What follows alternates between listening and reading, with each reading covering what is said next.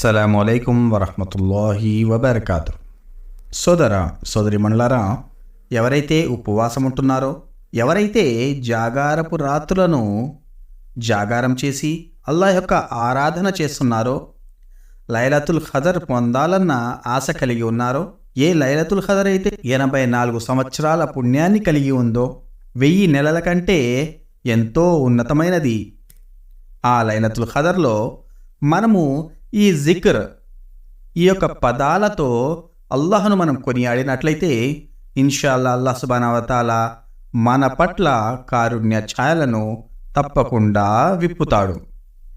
ఈ యొక్క 8 జిక్ర్ యొక్క పదాలను మనం తెలుసుకుందాం.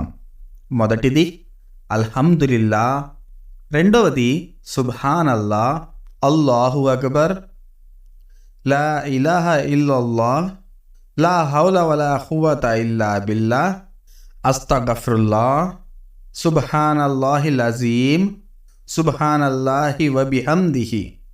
ఈ 8 జిక్ర్ యొక్క పదాలను మనము జాగారపు రాత్రిలో ఎక్కువగా పఠిస్తూ ఉండాలి.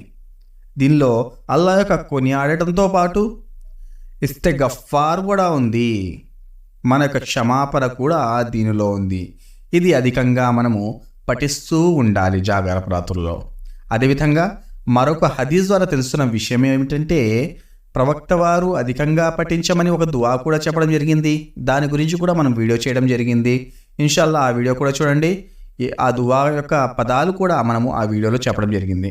ఇన్షాల్లా ప్రతి ఒక్కరు కూడా ఈ యొక్క జికిర్ని తమ జాగారపు రాత్రుల్లో మరియు ఇతర సమయాల్లో కూడా పాటిస్తారని ఆశిస్తున్నాను. అల్లాహ్ సుబ్హానహు వ తఆలా మనందరికీ ఇస్లాంపై చివరి శ్వాస వరకు ఇస్లాంపై ఉండే సద్బుద్ధిని, సౌభాగ్యాలను మనకు ప్రసాదించుగాక. ఆమీన్. వాఖిరు దావానా అల్హమ్దులిల్లాహి రబ్బిల్ ఆలమీన్. అస్సలాము అలైకుం వరహ్మతుల్లాహి వబర్కాతు.